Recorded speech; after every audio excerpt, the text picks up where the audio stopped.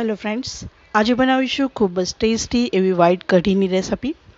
આ કઢી છે તે ખાવામાં ખૂબ જ ટેસ્ટી લાગે છે અને ગુજરાતીઓના પ્રસંગોમાં વરાઓમાં આ રીતની કઢી બનતી હોય છે। આનો ટેસ્ટ ખૂબ જ સરસ લાગે છે અને અત્યારે ચોમાસાના વાતાવરણમાં 2-3 દિવસથી ખૂબ જ વરસાદ પડી રહ્યો છે તો બધાને શરદી ઉધરસના બહુ જ પ્રોબ્લેમ થઈ રહ્યા છે। તો જો તમને શરદી ઉધરસ હોય તો એકવાર આ કઢી બનાવી અને ગરમ ગરમ પીજો, તમને શરદીમાં ઘણી એવી રાહત મળશે। તો અત્યારે આપણે આ વ્હાઈટ કઢીની રેસિપી બનાવી રહ્યા છીએ। તો આવો આપણે એવી એકદમ ટેસ્ટી અને ખાટી મીઠી વ્હાઈટ કઢીની રેસિપી બનાવીએ। અને તમને હું આ રીતના બતાવું તો તમે જો ન વધારે ઘાટી કે ન વધારે પતલી એ રીતના આપણે કઢી બનાવી છે। અને આ ખરેખર ખૂબ જ ટેસ્ટી છે અને આમાં આપણે એક સિક્રેટ મસાલો બનાવીને એડ કરીશું જેનાથી કઢીનો સ્વાદ છે તે 100 ગણો વધી જશે। તો એકવાર મારી રીતના કઢી જરૂર બનાવી જો અને આપણે અત્યારે કઢીની રેસિપીને ચાલુ કરીએ। તો આપણે પહેલાં આગળ થોડા શિંગદાણાને આ રીતના અધકચરા વાટી લીધા છે અને એક પ્લેટમાં કાઢી લીધા છે અને હવે આપણે આખા ધાણા લીધા છે 1 ચમચી જેટલા, એને આપણે આ રીતના વાટી લઈશું અને શિંગદાણાની બાજુમાં પ્લેટમાં લઈ લઈશું। હવે આપણે સિક્રેટ મસાલો બનાવીશું તો આપણે થોડા ધાણા એડ કરી દઈશું, એટલે કે કોથમીર એડ કરી દઈશું। 5 થી 7 લસણની કળી, 8 થી 10 મીઠા લીમડાના પાન, તીખા 3 લીલા મરચાં, આપણે તીખાશ છે તે મરચાંની જ આપવાની છે અને આદુના 2 નાના ટુકડા એડ કરી દઈશું અને 1 ચમચી જેટલું મીઠું એડ કરી અને સરસ પેસ્ટ આની બનાવી લઈશું। તો તમે જોઈ શકો છો આપણો મસાલો છે તે તૈયાર થઈ ગયો છે। આ મસાલાથી કઢીનો સ્વાદ છે તે ખૂબ જ સરસ આવશે અને આપણે શિંગદાણા અને જે ધાણા વાટીને લીધા છે એ છે। આપણે 1 વાટકી જેટલો લોટ લઈ અને છાશમાં એને આ રીતના કોઈ પણ ગાંઠ વગરનો ઓગાળી લીધો છે। કઢી બનાવવા માટે બેટર બનાવી લીધું છે લોટ ઓગાળીને આપણે। હવે આપણે એમાં 3 ગ્લાસ જેટલી છાશ એડ કરી દઈશું।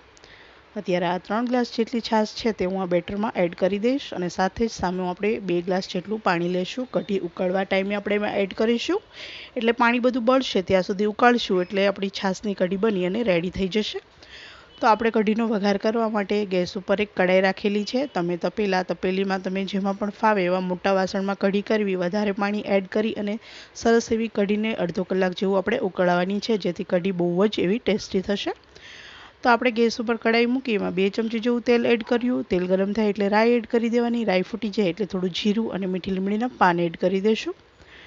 વઘાર આપણો સરસ સેટ થઈ જાય એટલે આપણે જે મસાલો એડ કરીને રાખ્યો છે એ આપણે આમાં એડ કરી દઈશું। તો આપણે જે મસાલો વાટીને રાખ્યો હતો એ આપણે એડ કરી દીધો છે અને એને આપણે 1-8 મિનિટ સાતળી લઈશું ને પછી આ રીતના આપણે આડું વાસણ રાખી અને કઢીનું બેટર છે તે એડ કરી દઈશું જેથી વઘાર છે તે બહુ ઉડે નહીં।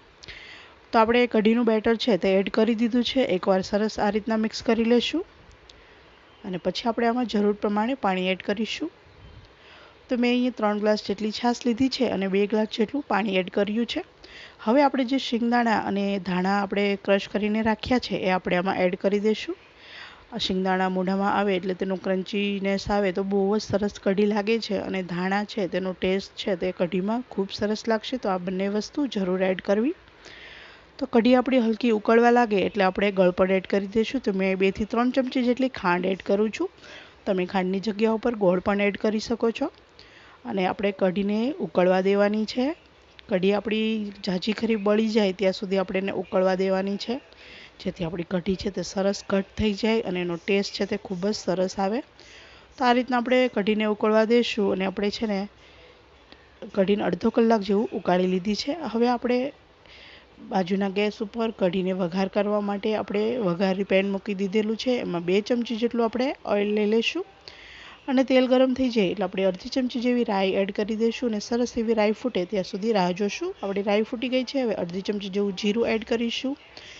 જીરું આપણું થોડું બ્રાઉન જેવું થઈ જાય એટલે 1 ચમચી જેવા મેથી દાણા એડ કરી દઈશું। મેથી દાણાથી કઢીનો વઘાર ખૂબ સરસ લાગશે। થોડા મીઠી લીમડીના પાન એડ કરી દઈશું અને એક લાલ મરચું એડ કરી દઈશું। તમે ઈચ્છો તો અહીંયા લવિંગ, બાદિયા ને આખો મસાલો આવે છે એ પણ વઘારમાં એડ કરી શકો છો અને 1 ચમચી જેવી હિંગ એડ કરી દઈશું અને આ વઘારને આપણે કઢીમાં એડ કરી દઈશું। તો આપણે વઘારને કઢીમાં એડ કરી દેવાનો છે અને કઢીને ઉકાળતા આપણે અડધો કલાક જેવો ટાઈમ થયો છે। આપણે ધીમા ગેસ ઉપર કઢીને સતત આપણે ઉકાળી છે। તો આપણે હવે વઘાર છે તે એડ કરી દઈશું અને સરસ રીતના આપણે વઘારને કઢી સાથે મિક્સ કરી લઈશું। વઘાર એડ કરીને આપણે જે વઘાર પેન છે તે કઢીમાં આ રીતના ડુબાવીએ ત્યારે થોડી કઢી છે તેના છાંટા ઉઠશે તો એ વાતનું ખાસ ધ્યાન રાખવું। અને આ રીતના આપણે એને વઘારને કઢી સાથે મિક્સ કરી દઈશું।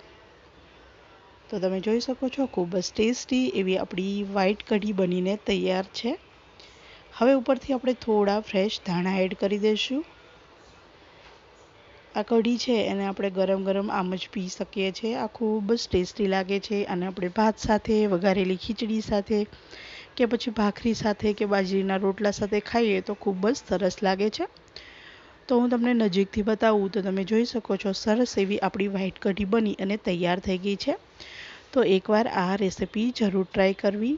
આ ખૂબ જ ટેસ્ટી લાગે છે અને બનાવવામાં એકદમ સહેલી છે અને મેં જે રીતના મસાલો બનાવ્યો એ રીતના મસાલો બનાવી અને આ કઢી બનાવશો તો તેનો ટેસ્ટ છે તે 100 ગણો સરસ આવશે અને એકદમ ટેસ્ટી બનીને તૈયાર થશે। તો સરસ એવી ખાટી અને મીઠી આપણી કઢી બની અને તૈયાર થઈ ગઈ છે।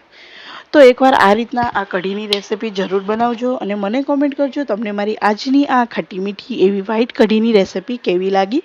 ફરી મળીશું આવા જ નવા અને યુનિક વિડીયો સાથે। ત્યાં સુધી તમે મારી ચેનલમાં નવા હો તો મારી ચેનલને સબસ્ક્રાઈબ કરો। વિડીયો સારા લાગે તો તેને લાઈક અને શેર કરજો।